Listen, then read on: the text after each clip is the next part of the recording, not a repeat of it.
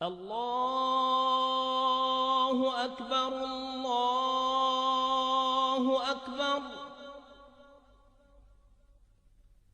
الله أكبر الله أكبر.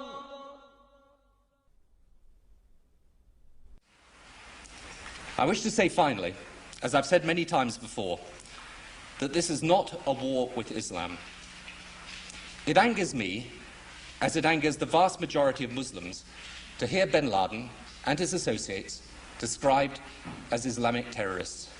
They are terrorists, pure and simple.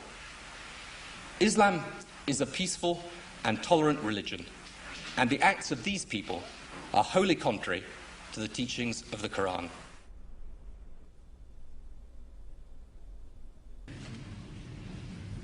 I also want to speak tonight directly to Muslims throughout the world. We respect your faith. It's practiced freely by many millions of Americans, and by millions more in countries that America counts as friends. Its teachings are good and peaceful, and those who commit evil in the name of Allah blaspheme the name of Allah. The terrorists...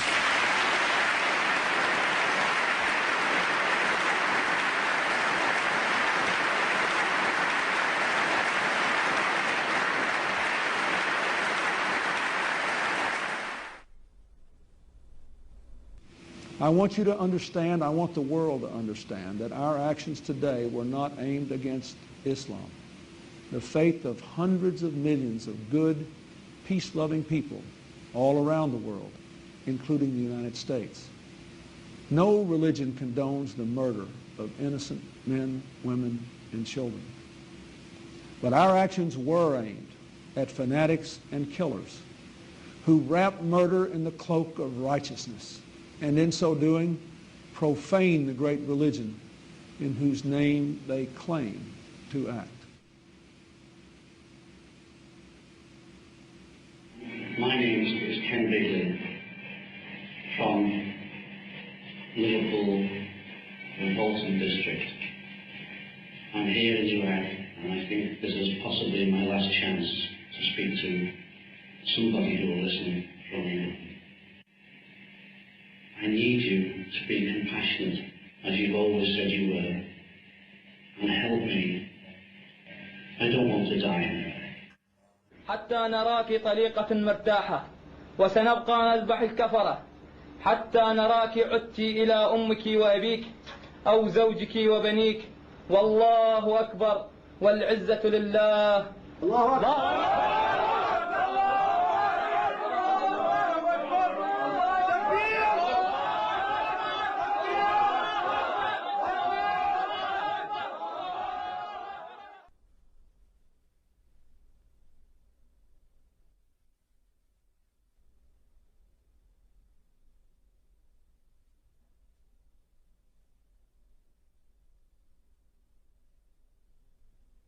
The tendency of Western political leaders to deny the connection between Orthodox Islamic mainstream and terrorist violence is replicated in the universities and the media. Wherever you look, both in Western Europe and in North America, the members of the elite class have this tendency to proclaim Islam, some mysterious, authentic Islam, to be peaceful and to be tolerant, and those Muslims prone to violence are proclaimed to be non-representative fringe.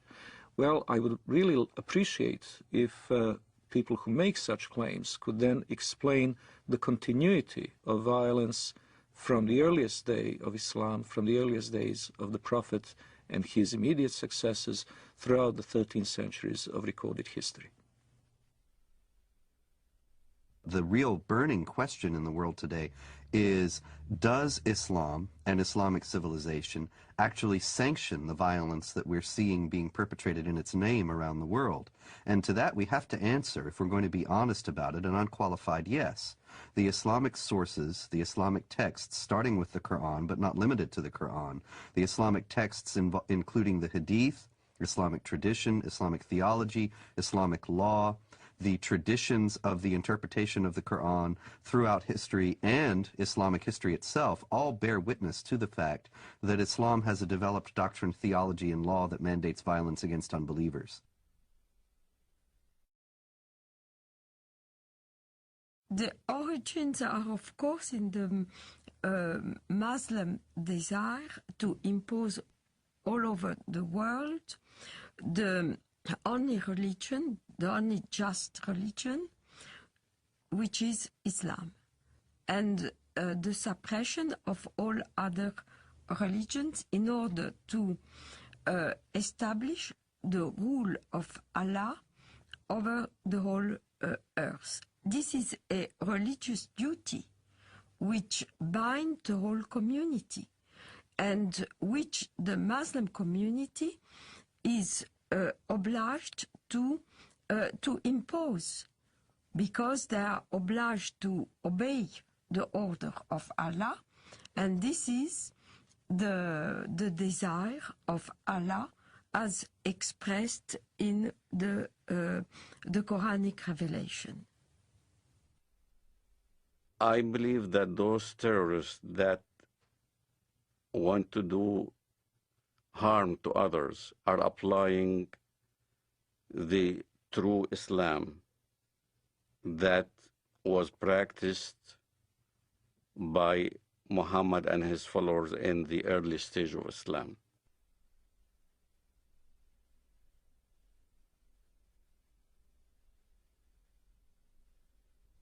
In Islamic theology, the Prophet Muhammad is considered al-insan al-kamil, which is the perfect man.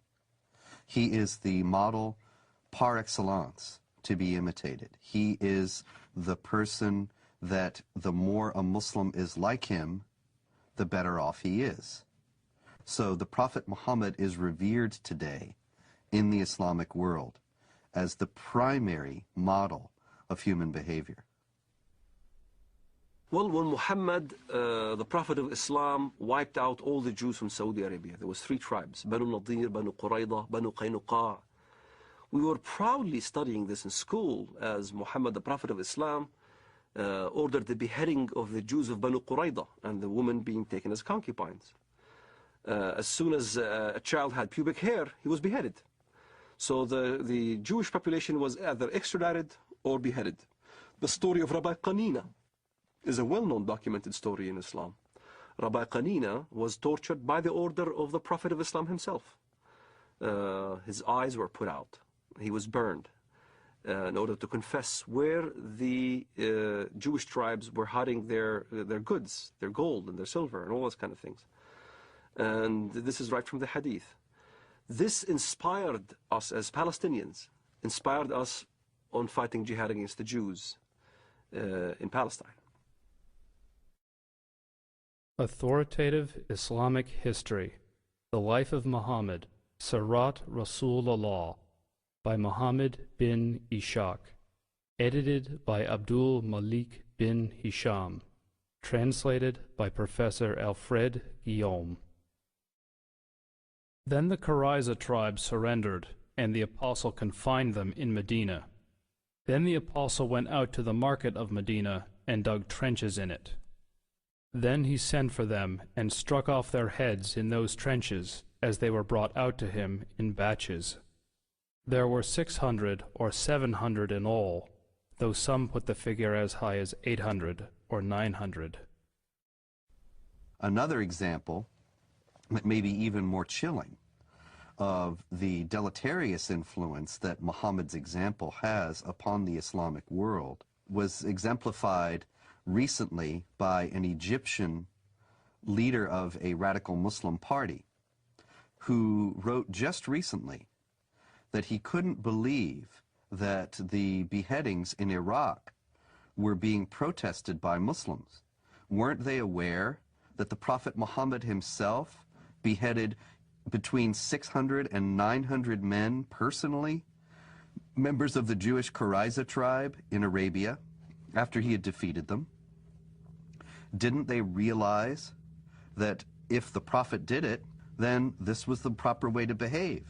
And so the Mujahideen in Iraq, who were beheading people, are simply obeying the example of the Prophet. Now we can see the Prophet Muhammad himself participated in many battles and raids, and did indeed perpetrate these beheadings. He ordered the assassination of several of his political opponents, and he behaved in general like a typical 7th century warlord. The problem is that when this is transferred to 21st century behavior, 21st century contexts of behavior, then what you get are terrorists. The Quran occupies a place that has no parallel in Western civilization. The Quran is considered by Muslims and by traditional Islamic theology to be dictated word for word by God himself, by Allah himself, through the angel Gabriel to the Prophet Muhammad. As a result, every word of it is the words of God himself. Every word of the Quran, unless it is canceled by another section of the Quran itself, is valid for all time and cannot be questioned, cannot be reformed, cannot be changed within an Islamic context. This means that moderate Muslims, peaceful Muslims, if they are sincere, have to reject entirely Quranic literalism. But to do so puts them outside the sphere of anything that has been considered Orthodox Islam throughout history, because to do so is to reject the very basic premise of Islam, that this is a book that is dictated by God and is a perfect copy of a perfect book, the al-Kitab, the mother of the book that has existed forever with Allah in heaven. The Noble Quran, translated with parenthetical notes by Dr. Muhammad Taqi-ud-Din al-Hilali and Dr. Muhammad Muhsin Khan. Surah 98, verse 6. Verily, those who disbelieve in the religion of Islam, the Quran and Prophet Muhammad, from among the people of the Scripture, Jews and Christians, and al-Mushrikun, other disbelievers, will abide in the fire of hell. They are the worst of creatures. So the Quran is simply a set of direct commandments or else narratives, descriptions, sometimes very distorted descriptions of Judaism and Christianity. Because of the normative nature of those commandments, the second important body for Islamic jurisprudence and for Islamic polity is the tradition of the Prophet, the Hadith. Now, the Hadith are absolutely necessary to make any sense of the Quran, because Allah addresses Muhammad in the Quran and they talk about incidents in Muhammad's life, but they don't fill in the narrative details. So you have to go to the Hadith, the traditions of the Prophet Muhammad, in order to understand what's being said in the Quran and why. The Hadith are many, many volumes of traditions of the Prophet.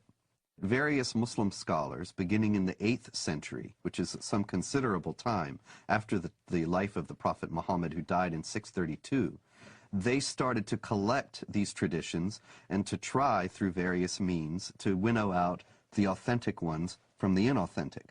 From an Islamic standpoint, if something that Muhammad said or did is recorded in one of those books, then it has authority second only to the Quran. And in those books, there is a great deal that illuminates what the Quran says and how it is applicable to Muslims in the present. Authoritative traditions of the Prophet Muhammad, the Hadiths of Sahih al-Bukhari, translated with parenthetical notes by Dr. Muhammad Muhsin Khan. Volume 4, Book 52, Hadith number 53. The Prophet said, "Nobody who dies and finds good from Allah in the hereafter would wish to come back to this world even if he were given the whole world and whatever is in it." except the martyr who, on seeing the superiority of martyrdom, would like to come back to the world and get killed again in Allah's cause. The Prophet said, "A single endeavor of fighting in Allah's cause, in the afternoon or in the forenoon, is better than all the world and whatever is in it." Since there is no sense of natural morality in Islam, you have to go into either the Quran or the Hadith to find out what is allowed and what is not allowed.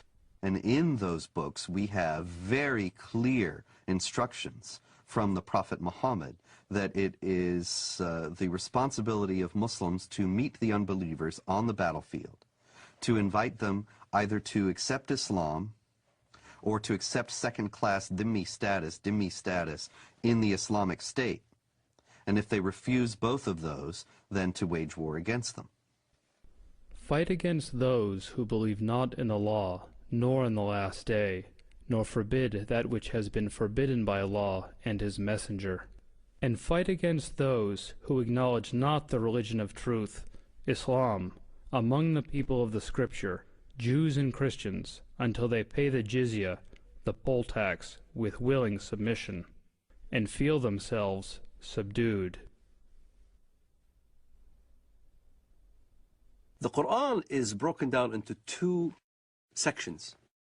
One is called Makkiyah, which means what was inspired to Muhammad, the Prophet of Islam, in Mecca. And one is called Madaniyah, what was inspired to the Prophet of Islam in Medina or Yathrib. In Mecca, you find much of the peaceful verses. Muhammad used to live with the Jewish community and the Christian community in peace and harmony. So there was many verses in the Quran that even the Muslims used to worship in the direction of prayer towards Jerusalem. They saw many elements of a unity between the Jewish and the Christian and the Muslim faith. There are indeed some verses in the Quran that could be called peaceful and tolerant. Notably the injunction against compulsion in religion. Those verses almost invariably date back to the beginnings of Muhammad's prophetic career in his native city of Mecca, where he was powerless, where he was only beginning to attract followers. Only few relatives and friends accepted the religion at that time, and he had many foes. So the revelations of that time were very peaceful. Well, it all changes with the establishment of Muhammad's theocratic statelet in the city of Medina. He becomes a warlord, he becomes the head of a totalitarian state, he becomes very rich, very powerful, and very intolerant. And then many of these early verses, in fact, get abrogated.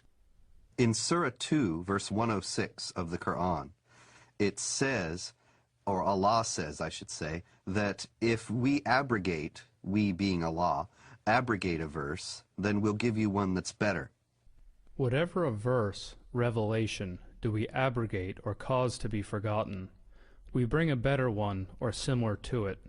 Know you not that Allah is able to do all things? This is the basis, the foundation of the Quranic doctrine of nasikh, which is abrogation. And it is the idea that when there are verses that are contradictory or appear to be contradictory in the Quran, the one that is revealed later chronologically is better, as Allah has promised, and cancels the earlier one. Now the violence started. Now you had to weigh between peaceful verses and non-peaceful verses. So the edict was that these were made null and void. It is indeed a very curious concept for a non-Muslim to accept the notion that God may change his mind about a topic and may issue one injunction in AD 614 and then a very different one in AD 627.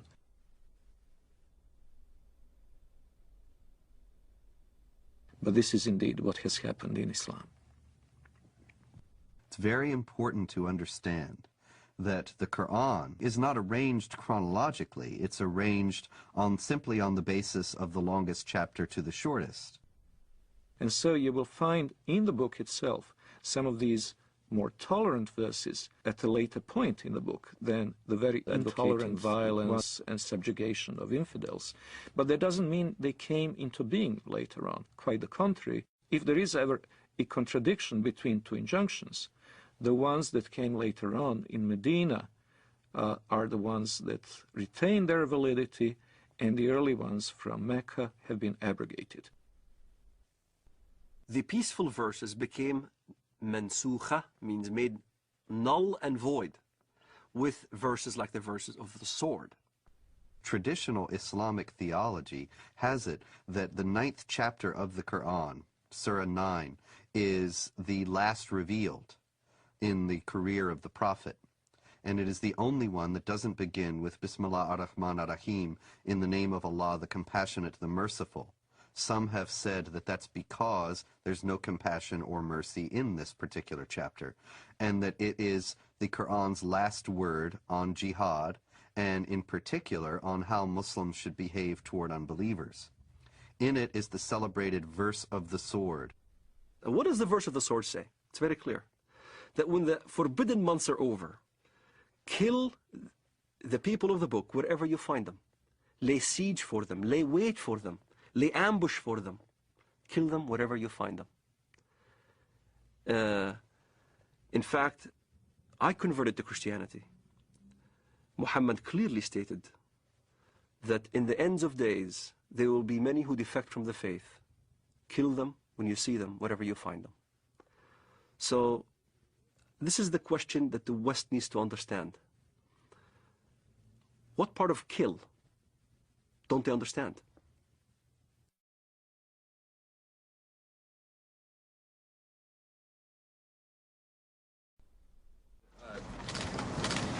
You said that the President reiterated the message of tolerance and the importance that this is not a campaign against Islam or Arab nations generally. Has it been communicated to the administration from those nations, from that part of the world that you've been talking to recently, that is a highly critical thing for the President to do, not just once, but over and over and over again? So why? We are a country that judges people not by their religious beliefs or by their color, but by the fact that we're all Americans. So that was the first part of the message. The second part of the message is that we have a lot of friends around the world who are Muslim. We have countries that are long friends of the United States who are of the Islamic faith, and the President wanted to be very clear that this is not a war of, quote, civilizations, that this is not a war against Islam. This is a war against people who in many ways pervert what Islam stands for. Islam stands for peace and stands for nonviolence, and he wanted to make that very, very clear. Yeah, sure. Islam and Islamic civilization are unique in their stance toward non-believers, and that Islam is the only religion in the world that has a developed doctrine, theology, and law that mandates violence against unbelievers.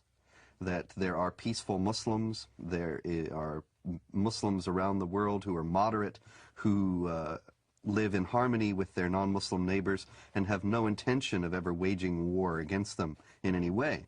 But the fact is that they have a very slim justification for their own peacefulness within the Islamic sources themselves. And they are only at peace with their neighbors insofar as they are either ignorant of what Islam teaches about how Muslims should behave toward unbelievers, or they have explicitly rejected, consciously rejected, those elements of Islam. There are, in short, peaceful and moderate Muslims, but no peaceful and moderate Islam.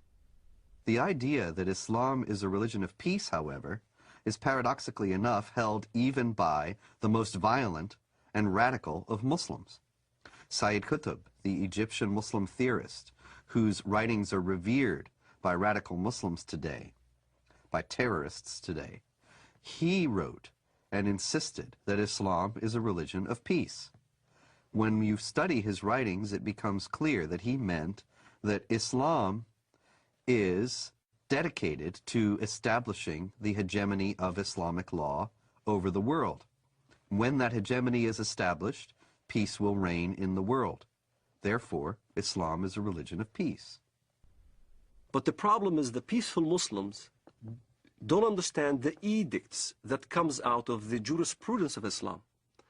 If you look at the interpretation of these verses in Al-Azhar University, in the Islamic Sharia schools in Jerusalem, in Jordan, in Syria, in Damascus, all throughout the Middle East, the jurisprudence of Islam clearly state, emphatically, that the verse of the sword made null and void all the peaceful verses. And what does the verse of the sword say? Then when the sacred months have passed, then kill the mushrikun, unbelievers, wherever you find them, and capture them and besiege them, and prepare for them each and every ambush. But if they repent and perform as-salat, the Islamic prayers, and give zakat, alms, then leave their way free.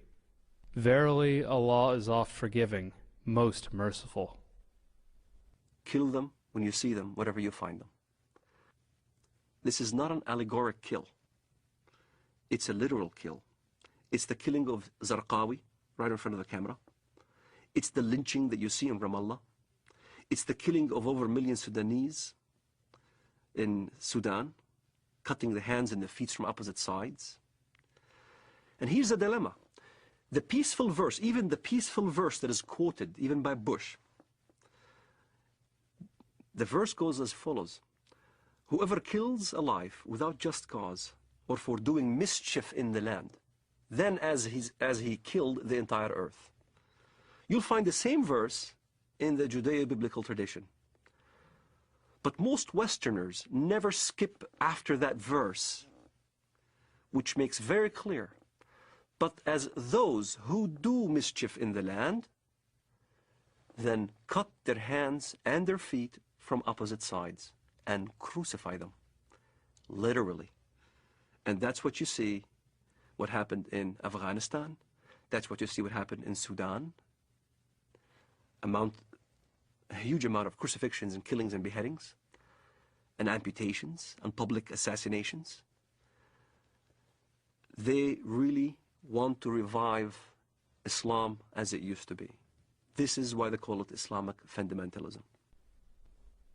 The recompense of those who wage war against Allah and His Messenger and do mischief in the land is only that they shall be killed or crucified, or their hands and their feet be cut off on the opposite sides, or be exiled from the land. That is their disgrace in this world, and a great torment is theirs in the hereafter. The Prophet cut off the hands and feet of the men belonging to the tribe of Arina, and did not cauterize their bleeding limbs till they died.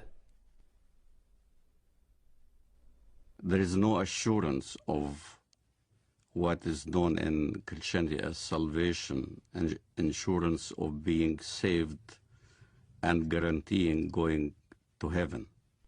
However, there are certain things that can help. So if a Muslim, for instance, died while he was practicing jihad, he is supposed to go to paradise. In the Islamist thinking, the assurance of your salvation is dying as a martyr. In accordance to the verse in the Quran, وَلَا تَحْسَبَنَّ الَّذِينَ قُتِلُوا فِي سَبِيلِ اللَّهِ أَمْوَاتٌ بَلْ أَحْيَاءٌ عِنْدَ رَبِّهِمْ يُرْزَقُونَ. Do not think that the ones who die in the cause of Allah in jihad are dead, but are living. So this assures salvation. This is the calculus behind modern suicide bombing. Many people will say, modern Muslim advocates will say, that Islam forbids suicide, and this is plainly dishonest, because all the advocates, all the defenders of suicide bombing in the Islamic world start out by saying this is not suicide.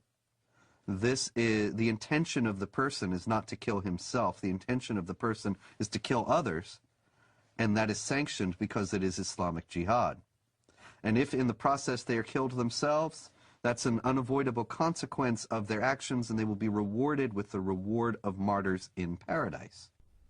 Quran is quite clear about the heavenly reward for a jihadist who falls fighting in the path of Allah.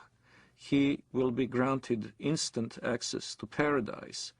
And a Muslim paradise is an extremely sensual one. It is full of black-eyed beauties that will await the martyr, and the gratification that follows is eminently unsuitable for family audience. The Quran contains no guarantee of paradise except for those who slay and are slain in the cause of Allah. Verily, Allah has purchased of the believers their lives and their properties, for the price that theirs shall be the paradise. They fight in Allah's cause, so they kill others and are killed. Then rejoice in the bargain which you have concluded. That is the supreme success. In other words, the guarantee of paradise is for people who are killed while they are killing, to establish the hegemony of Allah or Islamic law in the world. Jihad in Islam can be spiritual or physical. The spiritual jihad is striving to be a better Muslim. But also there is a physical part of jihad that you cannot take it away from Islam. Jihad in Islam means struggle. That's what the literal meaning of the word, struggle. But what the West doesn't understand is that the hadith, the compilation of the traditions of the Prophet Muhammad of Islam, there's almost about 100 hadiths regarding jihad. And if you look at every single one of them has the sword, war, or a military effort. And in the end of the expedition, jihad expedition, he said, now I resort to the jihad within, the jihad that is within, the self-struggle. And as a matter of fact, I had this dialogue with an Islamist one time. He says, Walid, come on, tell the West that jihad means struggle. I said, yes, it does mean self-struggle. You're right. Jihad does mean self-struggle. But so does Mein Kampf. Mein Kampf means my struggle. In the same fashion, the Islamists look at jihad. It is a very dangerous element of the Islamic teaching, because this instant gratification through martyrdom is an attractive concept. And by the way, when the so-called martyr operation is carried out by Hamas, what is announced from the minarets of mosques is not the death of so-and-so who carried out the attack, but the wedding of so-and-so to the Houris. In other words, they immediately make the implication that far from having to cry over his disappearance, over the end of his physical life, his parents should be happy and celebrate and throw a party because their son is now being not only transported into heaven, but greeted there with these voluptuous beauties. Shaheed, the word shaheed, means witness. To witness, to testify. To testify there is no God but Allah and Muhammad is his messenger. And you die as a shaheed for that cause. You're a witness. You're considered a witness, a martyr. And a martyr becomes glorified. Your family will glorify you after you die. To a Muslim fundamentalist living in the Middle East, I had to be initiated. I had to basically either kill my first Jew or destroy my first Zionist infrastructure. I had to prove, beyond shadow of a doubt, that I was worthy. And there are ample amount of students, teenagers, men, who are willing to die as suicide martyrs, willing to put explosives. The martyr application is filled. There are many applicants. There's not enough bombs to fulfill the applicants. And to get on one of those missions, indeed you must have been chosen. You must have been really good. You must have been violent enough. You must have been going out on every demonstration in the streets of Jerusalem or Bethlehem or our village. You must have shown yourself worthy of a greater operation. So when I explain what I've done and people have seen me in the community and I was worthy, I ended up in prison, I was of course recruited. And I remember Mr. Mahmoud al-Mughrabi. He was proud to have planted 15 bombs, killed many Israelis, and he was being bailed out by a Jewish Israeli lawyer. He was back right in the street. So you find your bomb maker and you apply. You say, look, I want to join. I want to do my first martyr operation, planning a bomb or whatever. And you need connection. So I found my connection.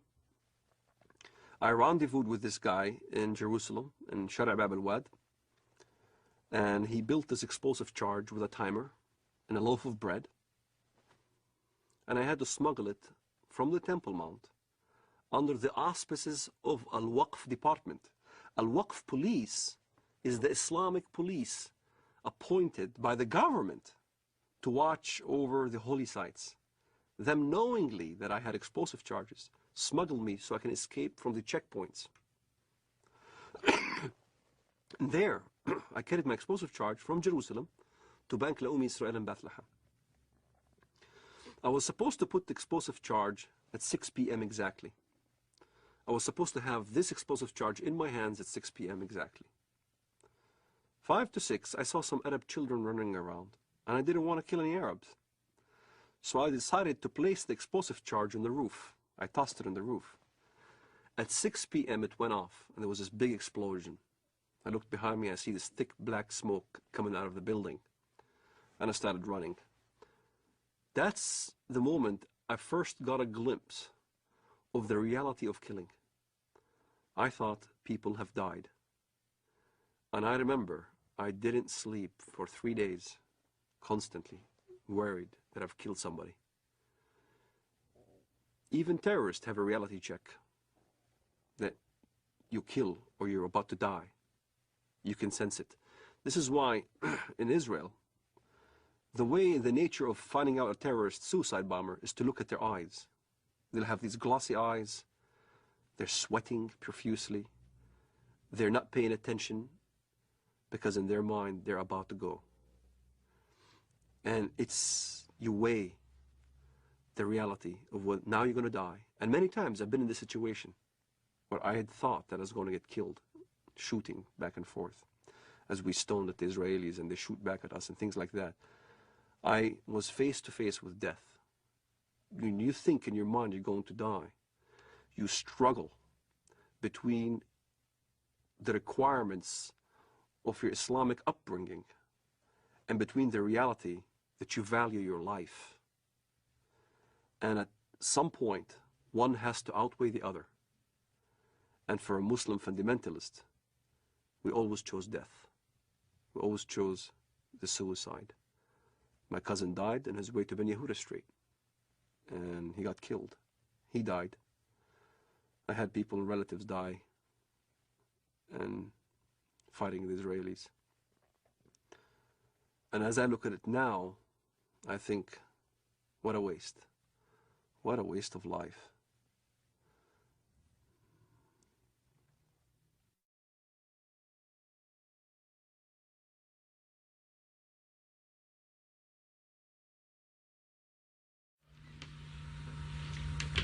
Okay, and then we say goodbye and shake hands. Okay?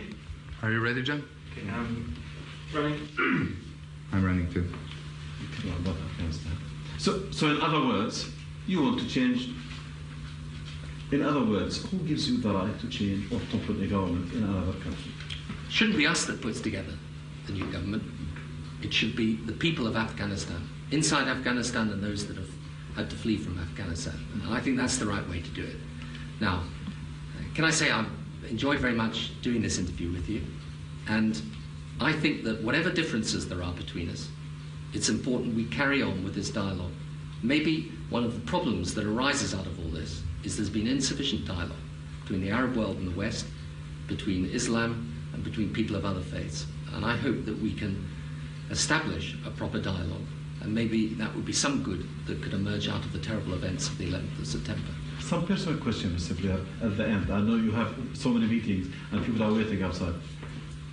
I've read, I think, in the Times that you read about Islam. What do you know about Islam? Well, I do not in any shape or form pretend to be an expert, but I do read the What message. do you read? What interests you?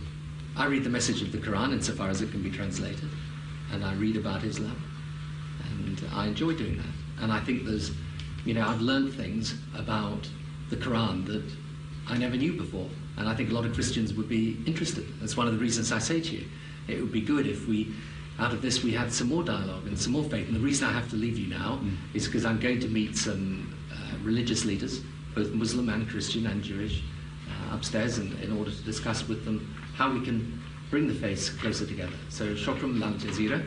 Shukran, Mr. Blair. What did you say in Arabic? Shukran lal jazeera. Shukran jazeera. Thank you very much. Islam understands its earthly mission to be to extend the law of Allah over the world by force.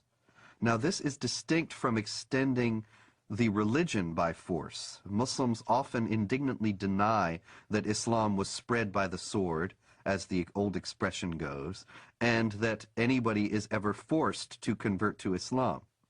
Now, of course, forced conversions are a constant hallmark of Islamic history, but they are technically forbidden by Islamic law. Now, the idea in Islam is that Muslims must wage war to establish the hegemony of Islamic law. Not everybody will be forced to become Muslim, but the non-Muslims will be relegated to second-class status. They will not be able to live in the society as equals to the Muslims. And it is the responsibility of Muslims around the world to fight to institute that kind of society. While we were in the mosque, the Prophet came out and said, "Let us go to the Jews." We went out till we reached Bait al-Madras. He said to them, "If you embrace Islam, you will be safe. You should know that the earth belongs to Allah and His Apostle, and I want to expel you from this land. So if anyone amongst you owns some property, he is permitted to sell it. Otherwise you should know that the earth belongs to Allah and His Apostle." The Muslims see the extension of jihad as a war liberating the infidels from their infidelity and a privilege for them to enter in the religion of Islam and to abandon their wrong belief. So jihad is seen as a favor which is given to the infidel population in order to change their ways and convert to the true religion, Islam. It is not for a prophet that he should have prisoners of war and free them with ransom until he had made a great slaughter among his enemies in the land. You desire the good of this world, the money of ransom for freeing the captives, but Allah desires for you the hereafter, and Allah is Almighty, All-Wise. In the Muslim thinking, in the Muslim Sharia, the way the world is depicted is in two houses. It's called Dar al-Islam or Dar al-Harb, the house of Islam or the house of war. So the whole world is under these two houses. If you're not a Muslim, you're under the house of war.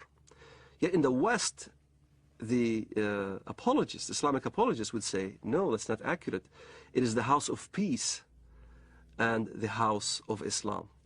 And in fact, that's not accurate. If you look at the hadith and if you look at what comes from the highest jurisprudence in the Middle East, that's what is being taught. يعني أنا لدي طفل من الآن أعده للشهادة إما شهادتي أنا أو هو فأقول له أن الله عز وجل قد جعل هنالك جنة واسعة فيها ما لا عين رأت ولا أذن سمعت ولا خطر على قلب بشر.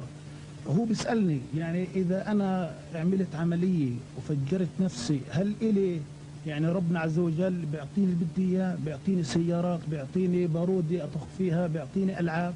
قلت له كل ما تطلب.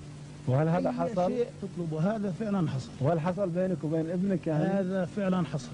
نعرف حقيقة لو نمسك الميكروفون مع بعض ودنا نعرف ما هي الإجابة الصحيحة لهذا الطفل عندما يسأل أين أبي أو أين أمي وقد قام كلاهما أو أحدهما في عملية استشهادية. والله الإجابة باختصار لما استشهد سعيد ما حكينا إن هذا شهيد. نعم. ولا تحسبن الذين قتلوا في سبيل الله أمواتا بل أحياء عند ربهم يرزقون. نعم. وسكتنا الأولاد ولما أجت التلفزيون أظن أبو ظبي نعم. أو غيره قلنا لهم إحنا مستعدين نقدم أولادنا الأربعة.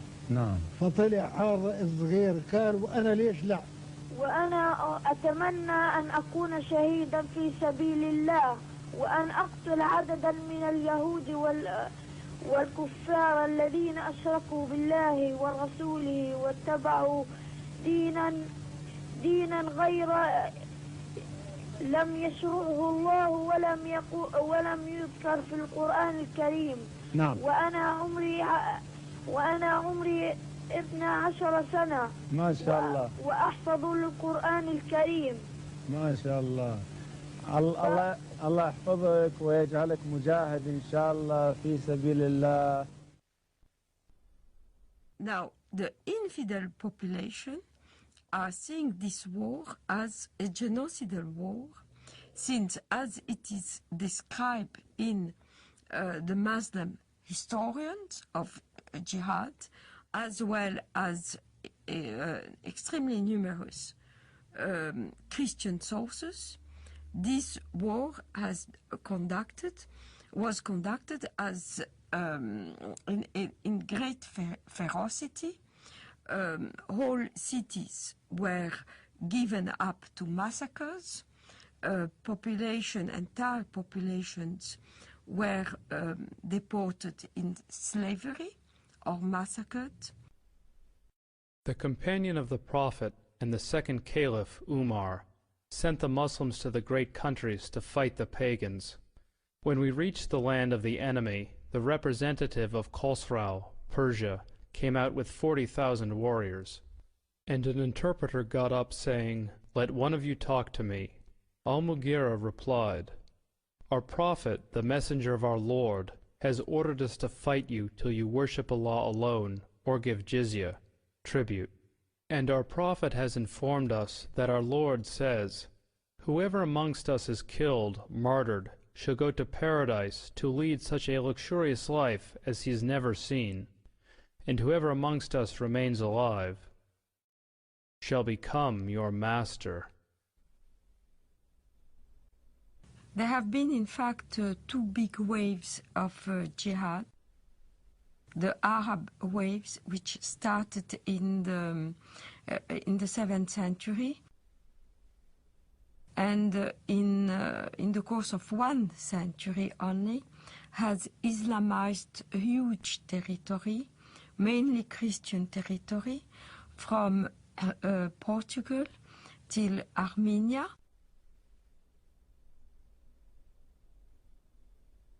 But also Islamized Persia, which was not Christian, mainly Zoroastrian, except for Iraq, which was mainly Christian in the north and Jewish and Christian in the south.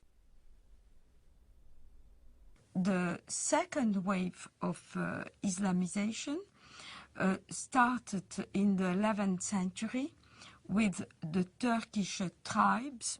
So all these regions of Eastern Europe, Greece, Anatolia, which is now Turkey, but was the seat of the Christian Byzantine Empire, and Serbia, Bulgaria, Romania were integrated into the Dar el-Islam, which is the land of Islam.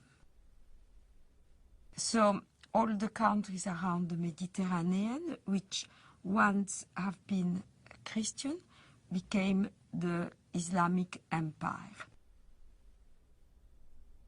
This Turkish wave lasted from the 11th century till the 17th century, where the Turkish army were stopped at the gate of Vienna in 1680.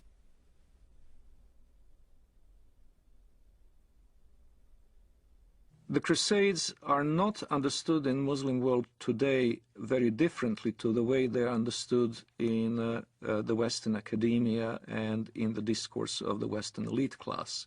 Both talk of the Crusades as an aggressive war of conquest by Christian Europe against peaceful, innocent Muslims. One may ask, however, what were those Muslims doing in the Holy Land in the first place? Well, what happened is that Muhammad and his successors waged a series of wars of conquest, and in one such onslaught, in the 4th decade of the 7th century, the Holy Land, Palestine, Israel, was conquered by Muslims. And so when Seljuk Turks started interfering with the ability of Christian pilgrims to go to the Holy Land, to go to Jerusalem, and when their physical safety was no longer guaranteed, the Western Christians acted not only as reconquerors of a land that had been once theirs, they also acted as, quite rightly one might say, protectors of their holy places. Now, a defensive war in the case of the Muslims is even a war of conquest, because they're obligated to spread Islam. But a land which had once been Muslim, in particular, must be reconquered, and the jihad is the rightful name of that war of reconquest. So they could never accept the Crusader states in Antiochia and Jerusalem, because they were Dar-ul Harb reinstated into Darul Islam. And this is a contemporary aspect of the Israeli-Palestinian conflict, of which many Westerners are not fully aware. Exactly the same psychology that prompted Saladin and others to fight the Crusaders is now motivating Hamas. In both cases, it is not only a matter of the nationalistic desire of Arabs to expel European or Jewish settlers, it is also the Quranic obligation of all good Muslims to make sure that the land once ruled by Muslims will be reverted to their rule. From the British historian Hilaire Belloc's The Great Heresies, 1938. It has always seemed to me possible, and even probable, that there would be a resurrection of Islam, and that our sons or our grandsons would see the renewal of that tremendous struggle between the Christian culture and what has been for more than 1,000 years its greatest opponent. The suggestion that Islam may re-arise sounds fantastic, but this is only because men are always powerfully affected by the immediate past. One might say that they are blinded by it. But not so very long ago, less than 100 years before the Declaration of Independence, Vienna was almost taken, and only saved by the Christian army under the command of the King of Poland, on a date that ought to be among the most famous in history, September 11th, 1683.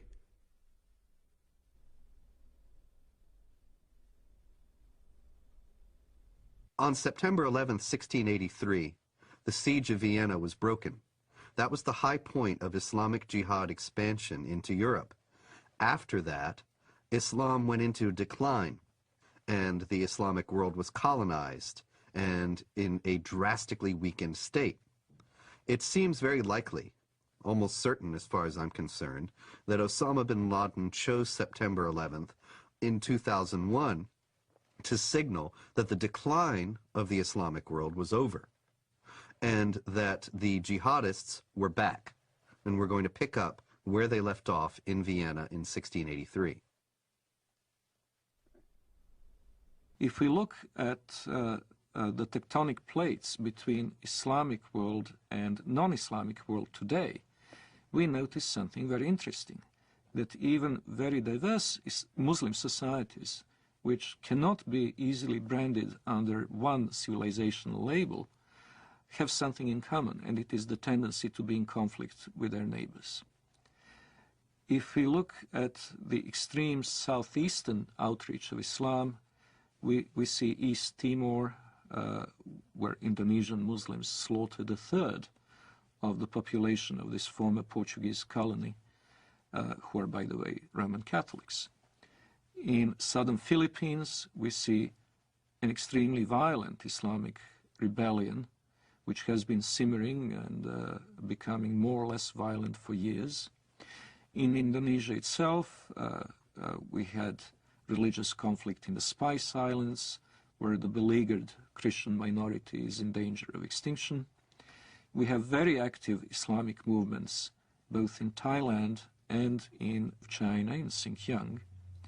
In the Indian subcontinent, the history is tragic indeed. That's where the Holocaust, the Hindu Holocaust, took place in medieval times, a little-known episode in the history of Islam in the Western world, but the one that left a deep traumatic mark on the people of the region, and where the conflict is still latently present in the province of Kashmir.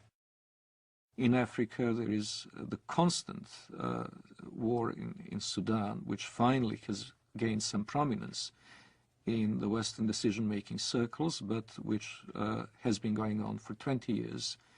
And it's impossible to estimate the number of lives it has claimed, but it certainly goes into many hundreds of thousands. There is the constant instability in Nigeria between the resurgent central and northern states, which are increasingly pressurizing the government in Lagos into accepting Sharia law as the law of the land in those provinces. And of course there is Mauritania, where Muslims constantly battle non-Muslim southerners. Then there is of course the Caucasus, Chechnya. And in Europe itself we have the conflict in the former Yugoslavia between the Bosnian Muslims and Serbs and Croats respectively, and the conflict between the Albanians and the Serbs, Albanians and Macedonians, and quite possibly before too long, Albanians and Greeks. So if we eliminate these conflicts, if we eliminate from the equation Chechnya, the Balkans, Sudan, the world is a pretty peaceful place.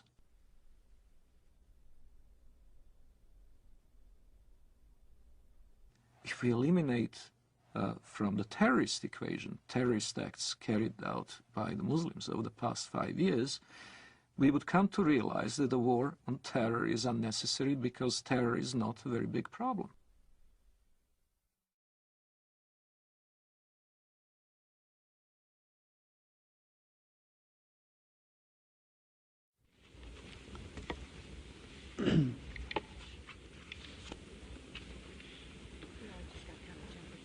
Madam President. Senator from Nevada. I've been on the floor before speaking about Islam and what a great religion it is. I've said before, and I repeat, that my wife's primary physicians are 2 members of the Islamic faith, her internist and the person that has performed surgery on her. I know them well, been in their homes, socialized with them, talked about very serious things with them. We've helped each other with family problems. I've been to the new mosque with them in Las Vegas. They're wonderful people with great families. And I've come to realize that Islam is a good religion. It's a good way of life. People have a good health code as their religion dictates. And they have great spiritual values as their religion dictates. And it's too bad that there are some people, misdirected people around the world, trying to take away from this very fine religion. I believe that they cannot give this religion a bad name. I think that the power of this religion and the power of the people in this religion will overcome these evil people who are using this fine religion to do bad things to innocent people. Islam is a religion and a political system that dictates that one must carry out warfare until they either convert or submit.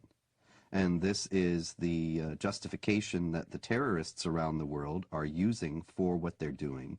And that justification is based on core elements of Islamic tradition. That being the case, it's very difficult for moderate Muslims, peaceful Muslims, to stand up within the Islamic community and to say this is not part of Islam. They only do so out of conscious deception, intending to mislead Westerners in accord with the Islamic doctrine of taqiyya or religious deception, or they do so on the basis of simply being unaware of what Islam actually teaches. The Prophet said, "War is deceit." Lying, generally speaking, is not allowed in Islam. But unlike other religions, there are certain situations where a Muslim can lie, and that would be acceptable, even encouraged. This concept called al-taqiyya. Al-taqiyya means prevention. So a Muslim is allowed to lie to prevent harm that may come to him or to Islam. When one is under pressure, one may lie in order to protect the religion. This is taught in the Quran, chapter 3, verse 28, chapter 16, verse 106.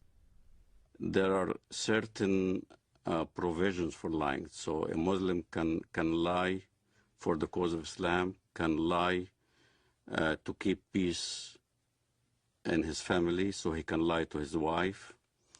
A Muslim can lie to his fellow Muslim to keep peace in the society.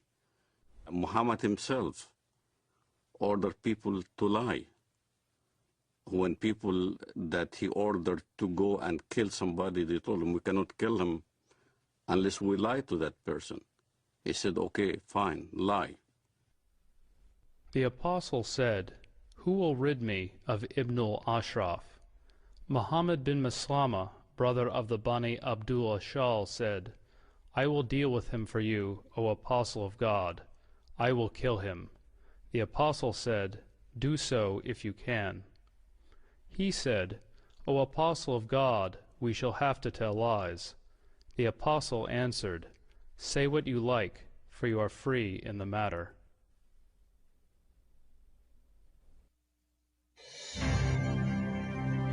America is a land of diversity and service. I'm an African American. My forefathers overcame the trials of slavery. I am Native American. I am a journalist, wife, and mother. I'm of European heritage. One of my ancestors was a member of the Continental Congress. I'm Hispanic American. I've been a Girl Scout since I was 6 years old, and now I'm a troop leader. I served in our nation's armed forces, as have many of my relatives. My father served 2 tours of duty in Vietnam. Another fought for freedom at Gettysburg. 2 of my uncles fought for our country in the Korean War. And I am an American Muslim. And I am an American Muslim. And I am an American Muslim. I am an American Muslim. Muslims are part of the fabric of this great country and are working to build a better America. The spokesmen for Islam in the Western world know how to play the game. They know how to present their cause in the way that is not only regarded as acceptable by the societal mainstream, but also reasonable and even, one might say, just. They will appeal to democratic institutions and their human rights in the full knowledge that, given the power to do so, they would abolish those institutions and deny those rights to others. The Prophet said, "By Allah and Allah willing, If I take an oath and later find something else that is better than that, then I do what is better and expiate my oath. When I used to be working as a translator at the Luke College in Chicago, the fundraising for jihad movements, for the PLO at that time, we would do the translation for the announcements or the flyers that we hand out or we put on the walls of the college. And I remember the Arabic would be basically the facts. Bring your friends. We were intending to raise funds to support our jihad brothers in Lebanon, or whether they're fighting in southern Lebanon against Israel or whatever. And then comes the English part. In the English part, it'd be the standard. We will be conducting a Middle Eastern cultural party. You're welcome. We will be serving lamb and baklava. So the West doesn't understand, as when we get together as a group, our conversations are different. As soon as a Westerner would come into the scene, then the whole conversation changes. It becomes palatable to a Western mind. When I used to go to work, let's say, during the Gulf War, I used to go to work at an American company. And everybody would be hovering around a TV set as soon as there's a Scud missile hitting Riyadh or something like that. And everybody will be distraught, unhappy if a Scud lands in the American camp. And I will be standing there right amongst the American employees. Oh, that's too bad, you know. Oh, that's too bad. I'm sorry that, you know, we had loss of life. And out of frustration from having to keep the truth of what I really felt, I would roll down the window on the freeway going home and scream as loud as I can, Allahu Akbar, Allah is great. Allahu Akbar, because this is the chantation you do when the enemy is killed, when you win. So if it was a victorious day for the Iraqis, when they land a Scud missile, it will be Allahu Akbar on the freeway. I know nobody could hear me now.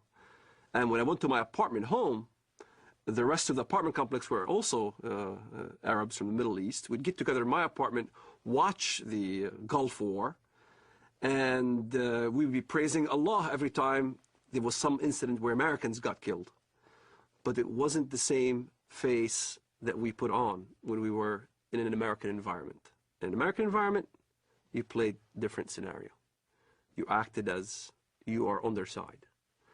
So there's this whole facade that is hidden from the West of how Muslim fundamentalists who want to propagate jihad in America can act publicly. Is what we are witnessing today a clash of civilizations? We ask that of noted Palestinian scholar and professor of English and comparative literature at Columbia University, Dr. Edward Said. No, I don't think so, and I think the whole thesis is a bit of a false one, because in the first place, civilizations are not, you know, little packages that are kind of completely detached from each other. They're all connected in one way or another, and you know, so-called Western civilization has many elements of Islamic and Confucian and Latin American and Russian, all the things that. The basis of and prophet of this new version of Islam as a religion of peace and tolerance was Edward Said, who established in all universities and in academia this Islamic vision of peace. On this basis, the whole history of dhimmitude and jihad disappeared. Edward Said, who in his book Orientalism posited that criticism of the Islamic world on the part of Westerners was racist and imperialist. It is spread in order to make political points, to accustom Westerners to the idea that Muslims are here to stay in the United States and that they must not be questioned in terms of their loyalty to the secular framework of Western society, of the United States and of Europe as well. That they must not be questioned in this, despite Islam's historical, political character, because Islam is a religion of peace. And this fiction has become so entrenched in American public discourse as to be practically beyond question, such that anybody who does question it is immediately branded as a racist, a hate monger, a bigot. And this is a very effective tool in a country where racism is the cardinal sin above all, to silence any effective debate, the continuing attachment of Muslim immigrants to Sharia law and their intentions toward the secular systems in which they now reside.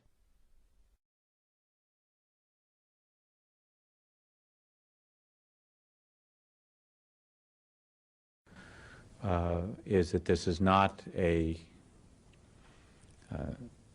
clash against Islam or Arabs. This is about freedom, not culture. It's about working with Islamic governments who want to move forward into the modern world, working with Islamic governments who see their face as the face of peace, and working against the violence and the terror and the people that would seek to hold back the world and would seek to disrupt peace and freedom for others. And so that is what it's about for us. The true faith of Islam, we believe, is a religion of peace, and we intend to work with them in that regard. The true faith of Islam, we believe, is a religion of peace. Islam has to be known as more than a religion. The idea that Islam is a spiritual religion like, for instance, Christianity, is completely incorrect. It would be incorrect to describe Islam as primarily, let alone solely, a religion. Since its early beginning in Muhammad's lifetime, it has also been a geopolitical project and a system of government, a political ideology, if you will. Islam from its beginnings was both a religion and a system of government. For example, the Islamic calendar doesn't base year one from the time that Muhammad was born or the time that Muhammad received his first revelation from God, which I think are both what Westerners might expect, but from the time that Muhammad became the leader of an army and the head of state in Medina. This is the beginning of the Islamic calendar because in the Islamic understanding, Islam is a political and social system as well as an individual faith.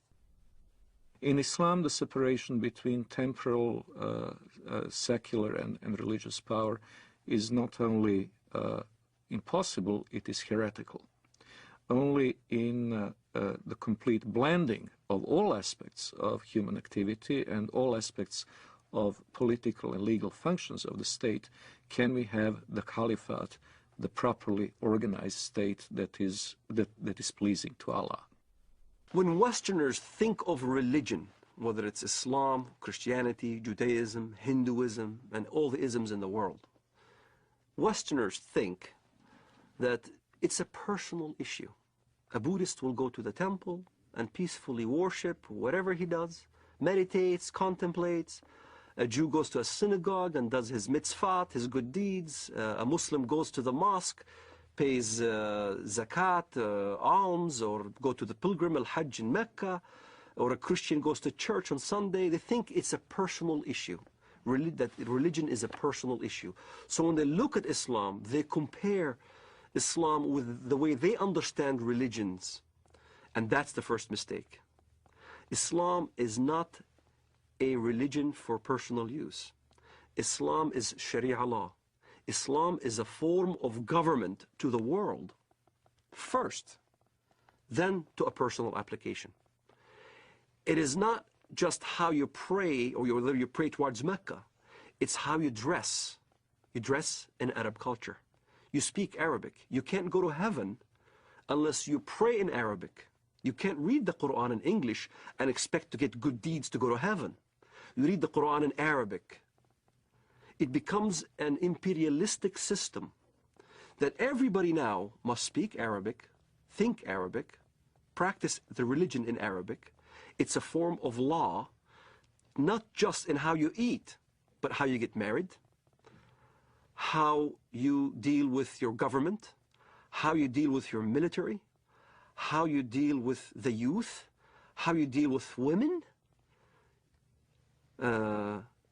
Every aspect of your life becomes Islam.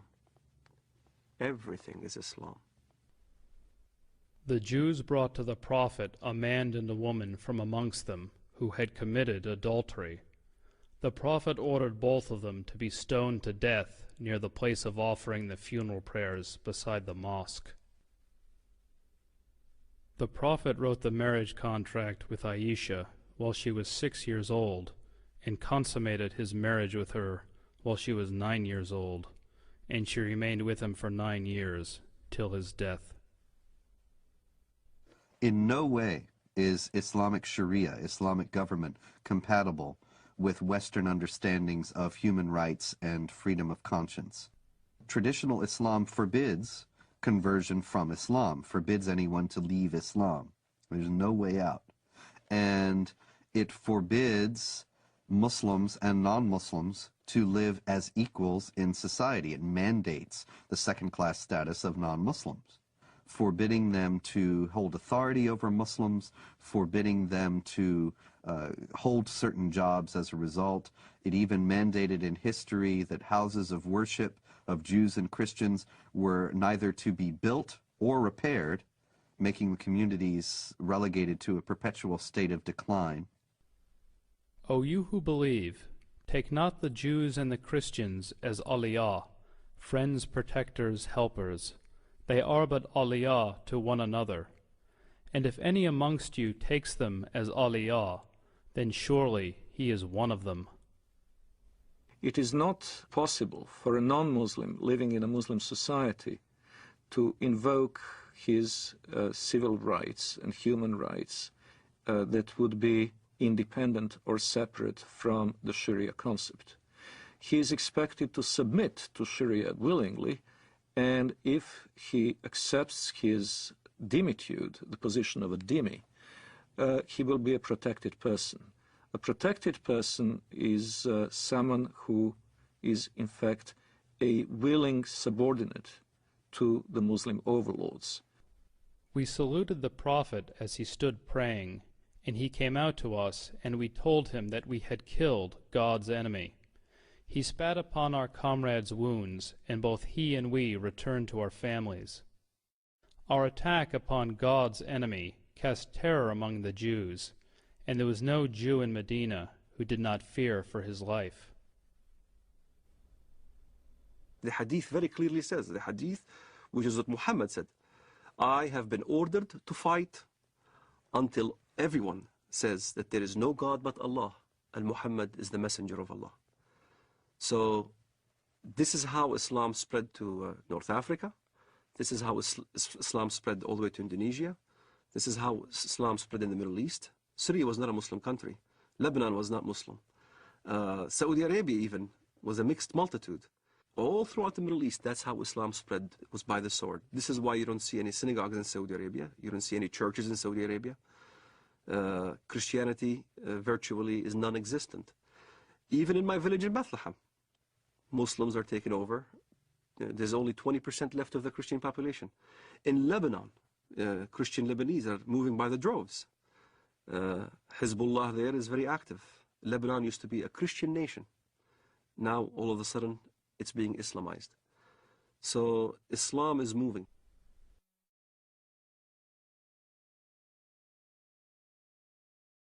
There is no God but Allah. There is no God but Allah. Muhammad is his messenger.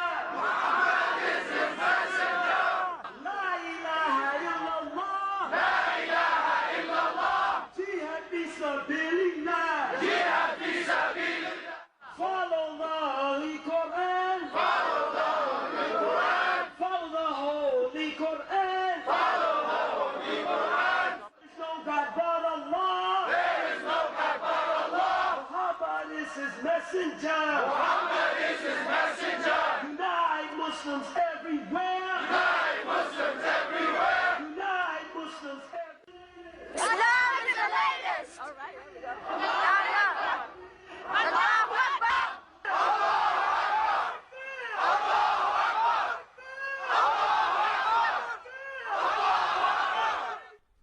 Muslims who come to the United States and come to Western Europe with an idea that Sharia is the law of Allah, they look upon our freedom of religion, and they look upon non-Muslims are in power in the United States and in Western Europe, making laws, and making laws not on the basis of the law of Allah, but on the basis of consensus and free elections.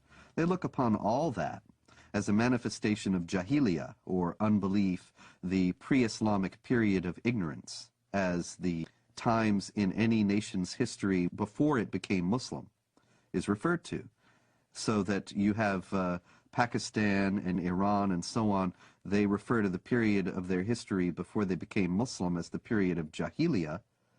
They also will consider the United States and Western Europe to be in periods of jahiliyyah today. And many Muslims coming into the United States and Western Europe will work to establish Islamic states here on the basis of the idea that the secular state and the state based on elections has no legitimacy. And you don't have elections about the law of Allah. You simply obey what God says.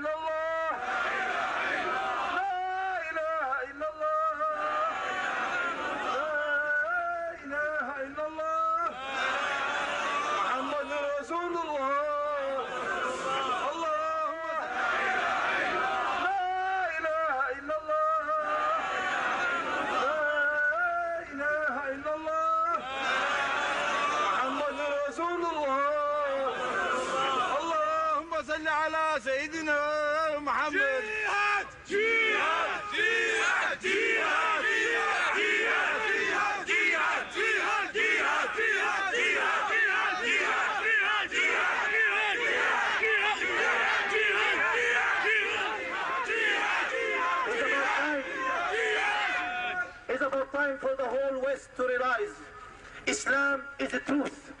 As a matter of time, Islam going to be implemented, and the giant of Islam and the giant of the Islamic State is going to rise up again, and it's going to be a fact. And it's going to be a true fact in reality. Look, the Muslims in Egypt, they call for Islamic State. Look in Bilad al-Haramain, jihad for the sake to establish the Quran. Look in Iraq. Look in Afghanistan, in Uzbekistan, in Pakistan, even in Europe, people calling La ilaha illallah, Muhammad Rasulullah. It's a matter of time. It's a matter of time the Sharia will be implemented and the Muslim Ummah will be united.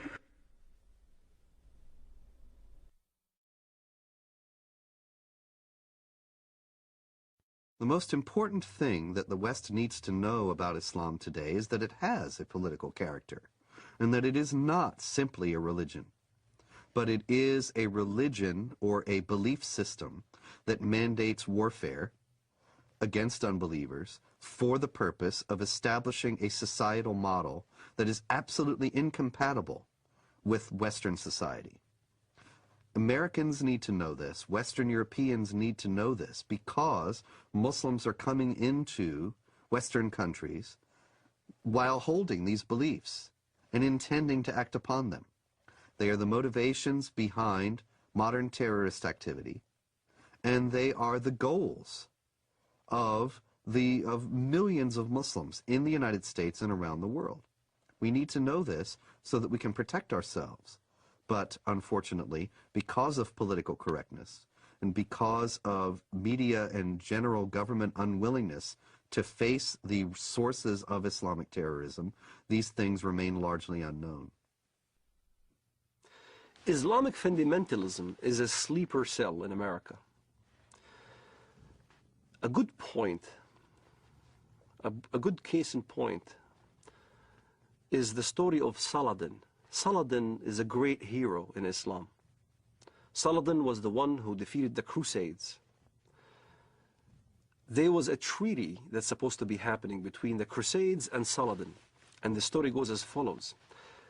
The Arab mediator came to Saladin and said, the Quran says that if they concede to peace, then concede to it, which means that if the enemy wants peace, let's have peace, which is a verse you can find directly in the Quran.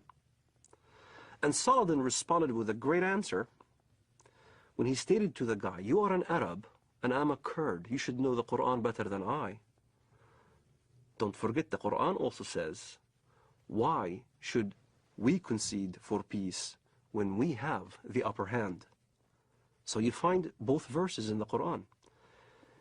Peace, you concede to peace when you are the weaker party. This is why you hear the term hudna. Hudna is a peace treaty, ceasefire. In Iraq, Sadr asked for hudna because he knew he can't defeat Americans.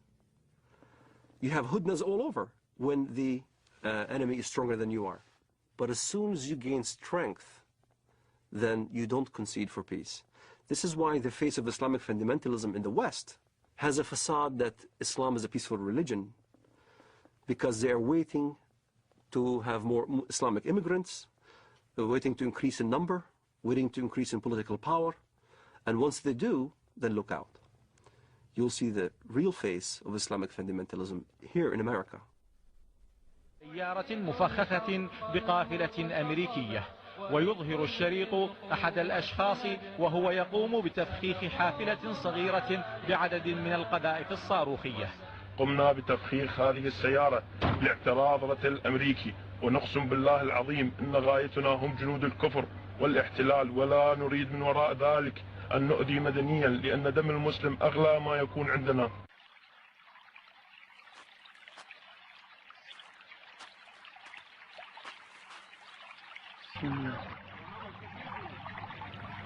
الله أكبر الله أكبر الله أكبر الله أكبر الله أكبر.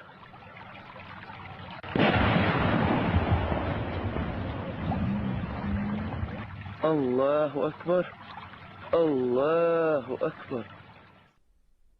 It's unfortunate, but there's no negotiating with the jihadists.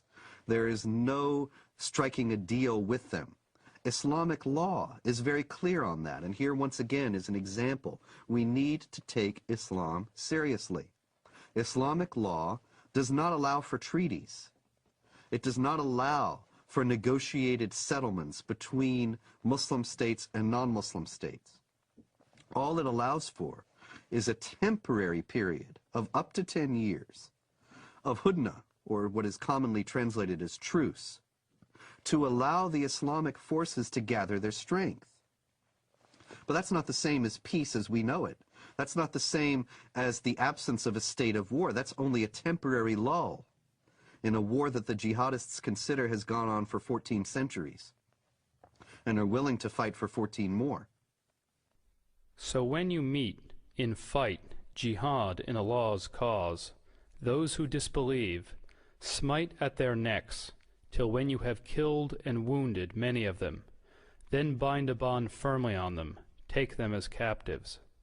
Thus you are ordered by Allah to continue in carrying out jihad against the disbelievers till they embrace Islam, are saved from the punishment in the hellfire, or at least come under your protection. But if it had been Allah's will, He Himself could certainly have punished them without you. But He lets you fight in order to test you, some with others. But those who are killed in the way of Allah, He will never let their deeds be lost. In Islamic thinking, the world is divided into the house of Islam, where Islamic polity has been established, where Allah rules supreme, and the house of war, which is the rest of the world. This dichotomy is reminiscent of other totalitarian ideologies, and most explicitly communism. Both communism and Islam seek the end of history in this world. The end of history will come when either the whole of our planet becomes Dar ul-Islam, or else when the proletarian revolution brings the avant-garde of the working class to power all over the world, which will be the end of state, the end of money, and the end of class oppression. In both cases, it is possible to have a period of truce. It is possible to have what would be called in modern parlance peaceful coexistence. But that is a tactical ploy and not a permanent solution. Allah's apostle said, I have been ordered to fight with the people till they say, none has the right to be worshipped but Allah.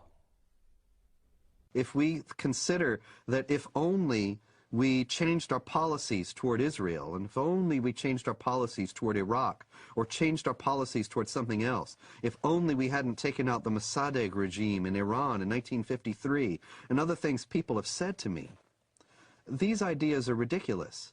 They're based on a fundamental misunderstanding of the motives and goals of the jihadists. This is not a conflict that was created with the creation of the State of Israel, or a conflict that was created when American armies went into Iraq. The global jihad has gone on without interruption, without significant interruption, since the 7th century. And it only declined in force and activity at periods when the Islamic world was too weak to prosecute it. The question now that we have to ask ourselves is, do we want to preserve our Judeo-Christian values and our own civilization, or do we choose to go toward a dimitude, an enlarged dimitude in Europe, which will engulf the whole of Europe?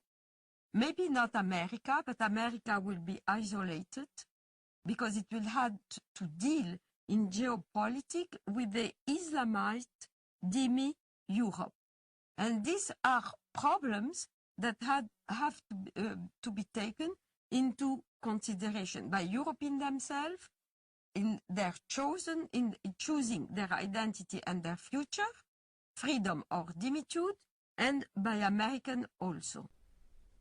In order to defend itself against the onslaught of global jihad, which is coming in the century ahead, I have no doubt of that, the West would need to redefine itself and to say what exactly is the geographic and cultural space to be defended, and in the name of what. Defending it in the name of a tepid, lukewarm ideology of multiculturalism is impossible. Multiculturalism and postmodern liberalism are not worthy dying for. They're not something that can inspire people to do what their ancestors had done at Poitiers and at the walls of Vienna in 1683. What global jihad has on its side is simple-minded commitment of millions of people to not only spread the faith, but also better themselves at the expense of the infidel, in the first instance through immigration, and later on, if necessary, by other means.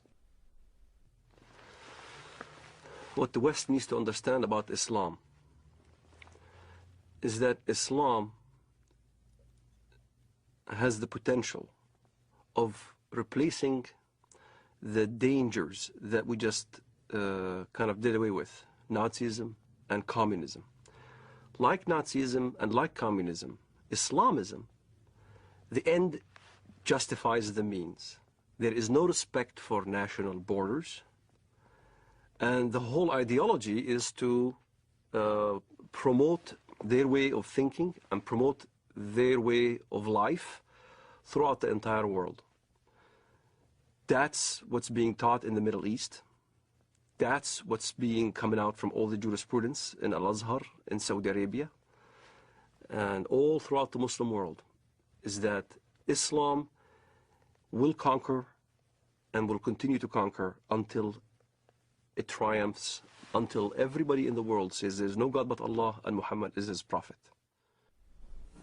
أنصحكم لله يا أمريكا ويا بريطانيا ويا أنتم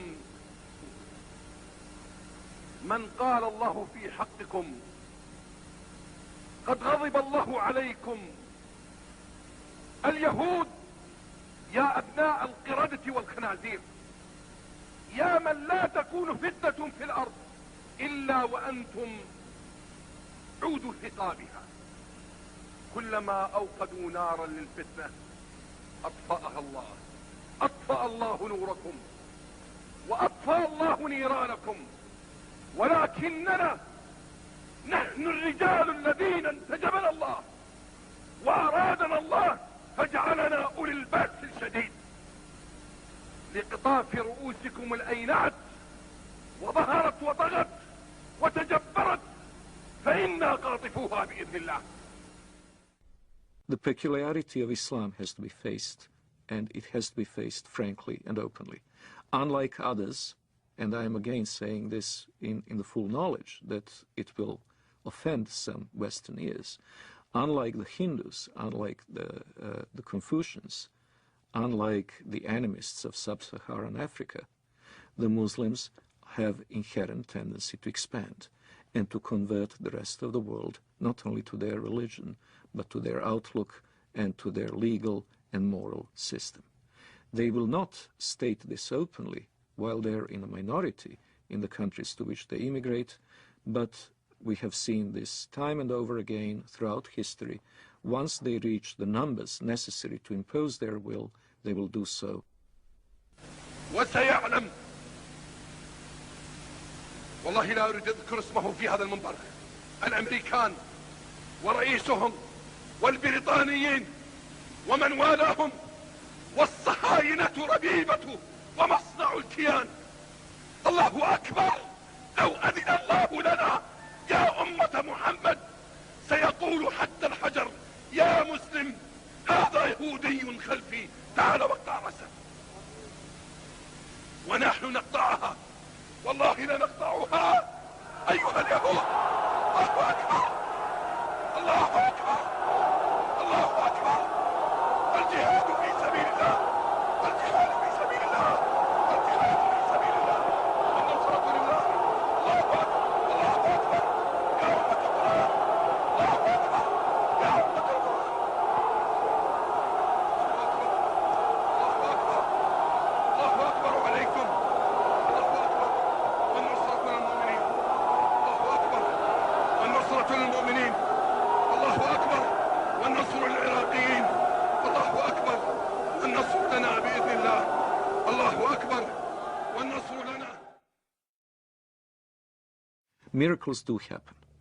I do not know if it is another, maybe even deadlier terrorist attack that will act as a catalyst, or whether it will be a geopolitical confrontation in the Middle East itself, with Israel perhaps at serious peril. But I do hope and trust that a jolt will bring back into the minds and hearts of Westerners the awareness of the need to stand up and be counted.